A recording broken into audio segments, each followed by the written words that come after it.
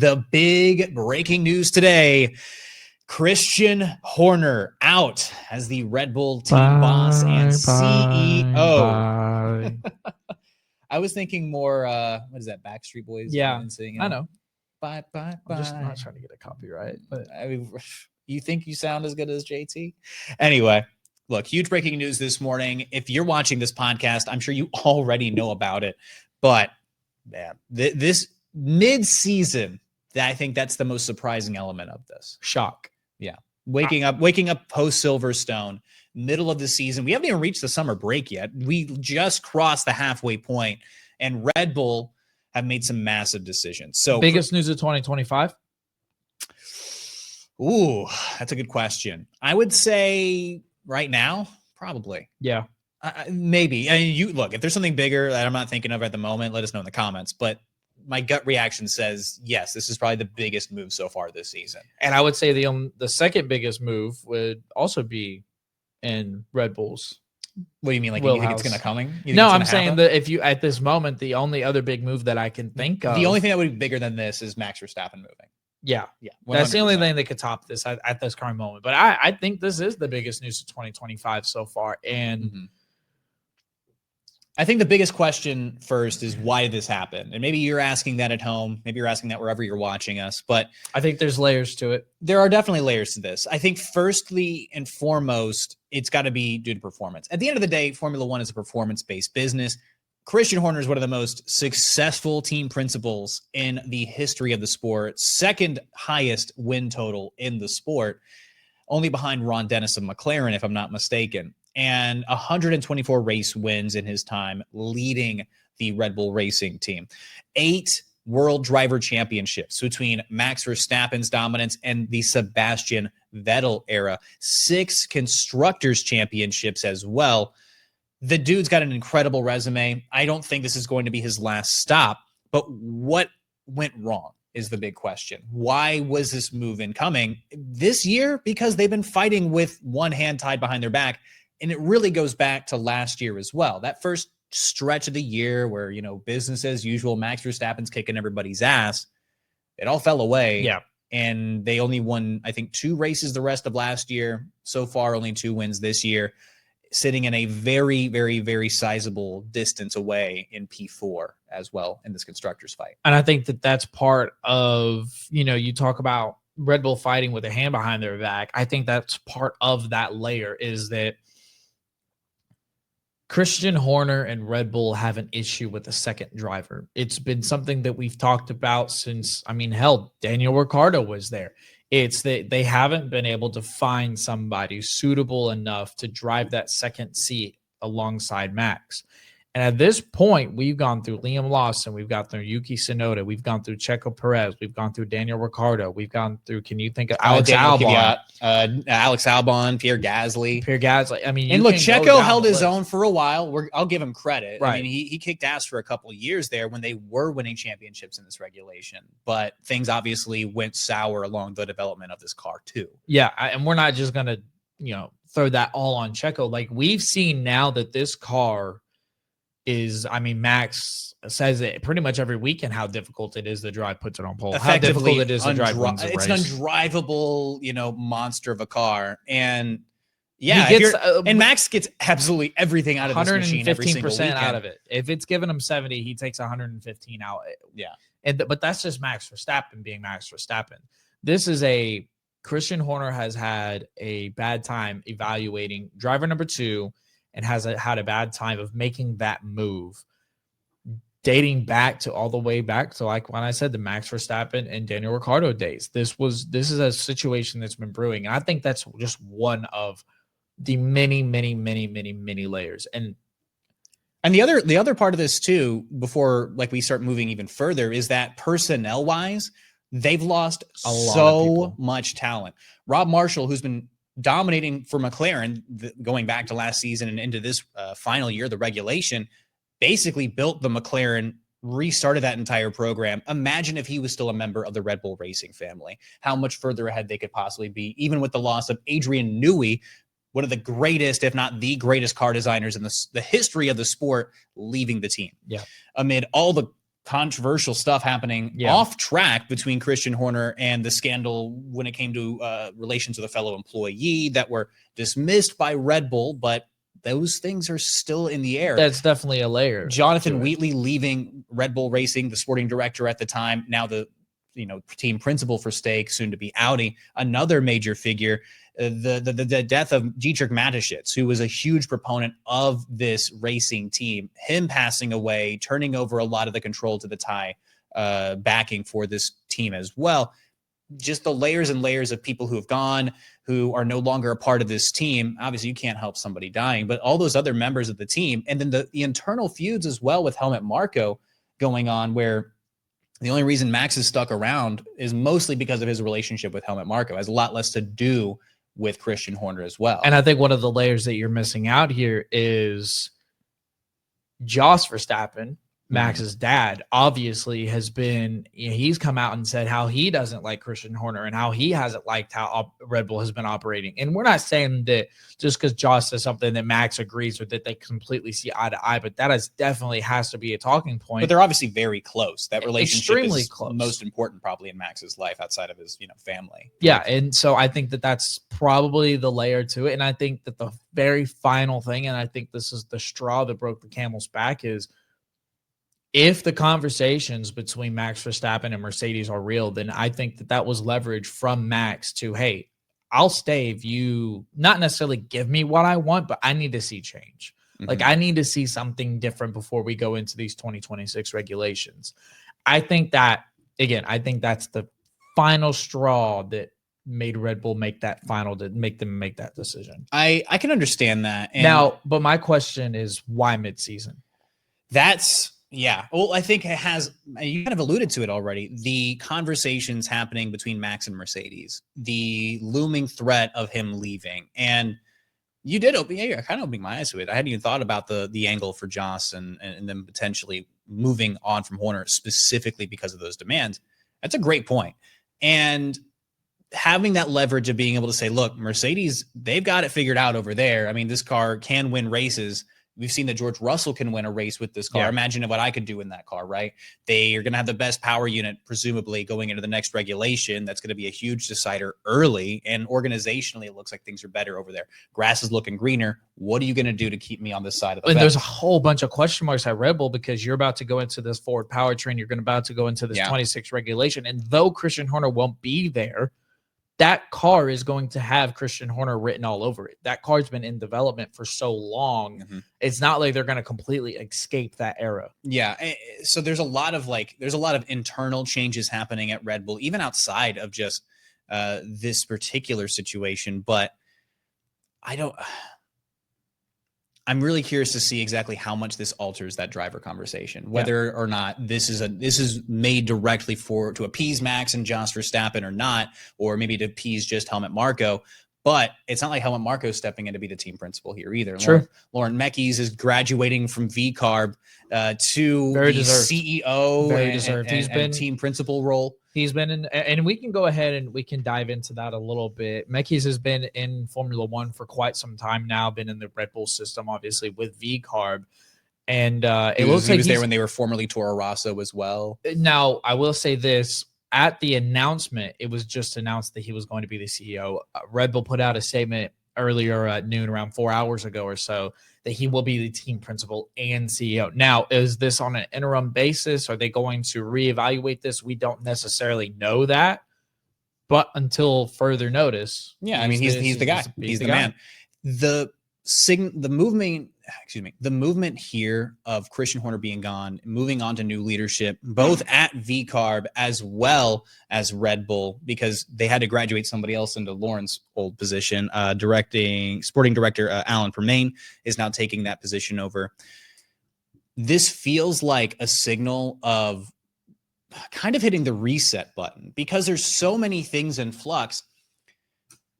Because there's so many things in flux going into this next regulation, because of the disappointment when it came to the multiple layers of Red Bull this season, going back to last year, it feels like Red Bull are kind of in a position right now where they're kind of hitting a soft reset button, changing in leadership, change in direction. We understand that they're going to have a brand new powertrain partnership with Ford next year.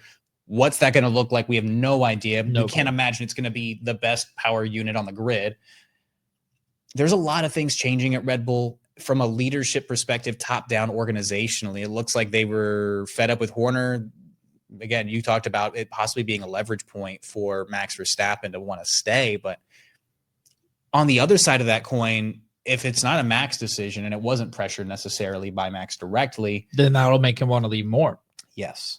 That was one of the questions I wanted to ask. Do you think that this means that Max stays or goes? That seems to be the biggest question circulating this. And this is kind of where I feel not necessarily bad for Red Bull, but I feel like there's still, I think if you're a Red Bull fan and you think that this is going to be, hey, we're good now, we're going to be able to keep Max, I would hold that thought, because I still have a feeling that Max is going to make the best decision for Max. He is in the prime of his career right now. He can pretty much put any car on pole. I mean, we saw Nico Hulkenberg can do it, because we can only imagine what Max could do with a stake, right? Anyway. Well, podium. But either way, I say that to say that Max is in his prime right now. He already feels like he's wasted away last year probably. And this year he feels like he's driving a lawnmower trying to do the best that he can. Well, he still at the championship last year, admittedly. They were able to salvage a really strong start to finish. But he doesn't want to fight one-handed. Remember, I actually brought this up. We'll pat my back a little bit, but I brought this up probably about a month or so ago, that how long is Max going to put up with him just fighting solo? Like, drivers' championships are fantastic and everything like that, but Max is not leading the drivers' championship. Matter of fact, he's quite a bit ways off, and Red Bull's far off the constructors at this point. So if you're Max, then why do you want to stay at Red Bull? If you, one, don't have a promised future, you don't know what's going to happen, you're in the prime of your career. Like, there's other options out there. We've talked about it before. Aston Martin is definitely an option, because they'll pay him the money that he needs. Yeah. They'll pay him, they have Adrian Newey. So that's going to be have a Honda partnership too. They'll have a Honda partnership, which Max he's been driving for most of his career at this point. Exactly. So that's a move that would make a lot of sense. And it's a car that performance-wise, Aston Martin has surprised us a little bit here and there. So there's a lot of, with Adrian Newey leading the way next year, it changes everything. We have no idea how much further up the field it's going to be. It changes literally everything. So I say all that to say that this move does not make Max a certified going to stay at Red Bull no matter what situation. And matter of fact, if I'm Red Bull, I'm a little bit more scared, because he's still going to make the decision based on whatever is best available for him. And this does not mean that, because there's a lot of question marks. I just something that a prime athlete doesn't want to deal with is question marks. Well, yeah, like there's just too much instability here. In my personal opinion, I think that Red Bull are going to find out very quickly if Max Verstappen's in or if he's out. Yeah, I think the decision's going to come there's been a lot of conversations about like what's going on behind the scenes between those conversations between Max and Mercedes potentially. My gut feeling is that he's on his way out. Whether it's Mercedes, whether it's Aston Martin, whether it's another team on the grid completely, the instability of Red Bull, this soft refresh, this restart, and he ain't got time for it. Yeah, he doesn't want to be fighting in the midfield. He doesn't want to be fighting to maybe make a podium. He wants to be fighting for race wins. He wants to be fighting for championships. Yep. His goal is always going to be a World Drivers' Championship. Now Red Bull are so far away from delivering that for him. He's still hanging on to P3, but there's a good argument to be made that he's not going to finish in P3. He could be finishing P4, P5 down. The way that this championship is going, the way that Red Bull have developed this car, no matter what they're doing, it seems like they just can't quite put the machine under him. That seems correct at this point. Yeah.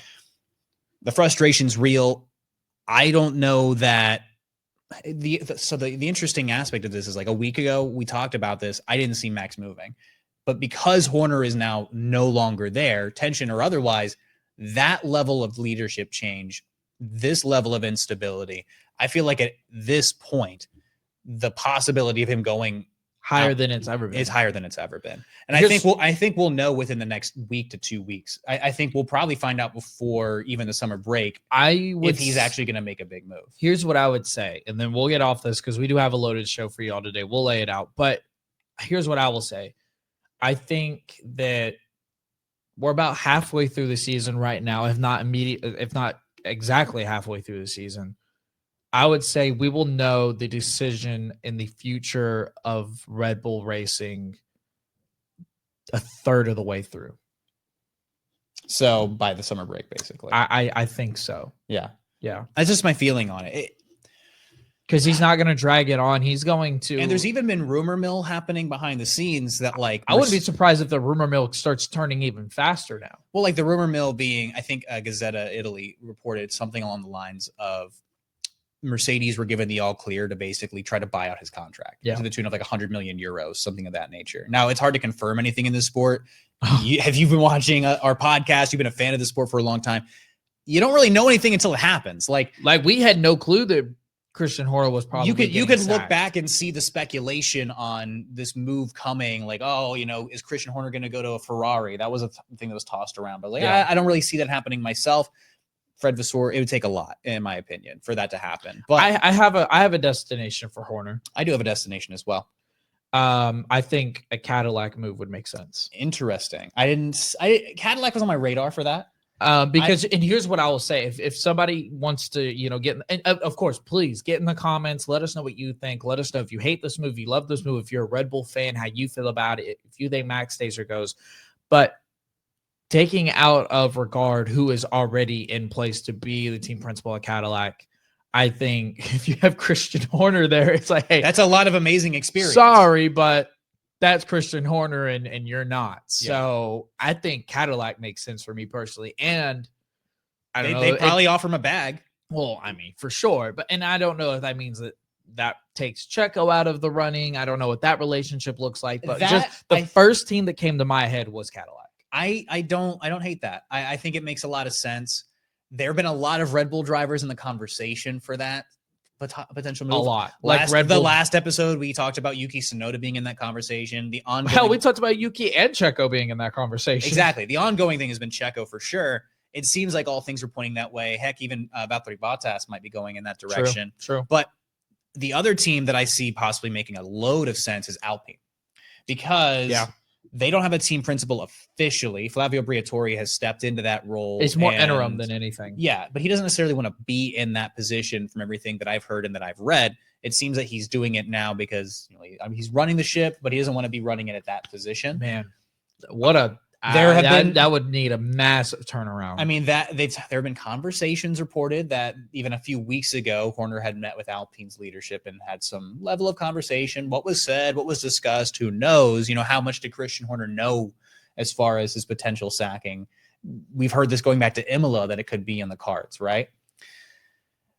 I'm just saying, Alpine have got some infrastructure. They have some infrastructure issues, but if you get some really solid leadership in there, Christian Horner could maybe start making some top-down decisions to start moving them in the right direction. Another thing they talked about, and it's also in the UK, so you wouldn't have to move very far. Another thing that has been rumored is that Christian didn't want to give up multiple roles within his Red Bull rank. He could go to Alpine and take over pretty much everything and just try to restructure that thing from the ground up. Now, how Pierre Gasly would feel about this? Probably not. Maybe not excited about it. But Pierre Gasly is absolutely the best driver they've got in their stable at the moment. They've got a lot more questions.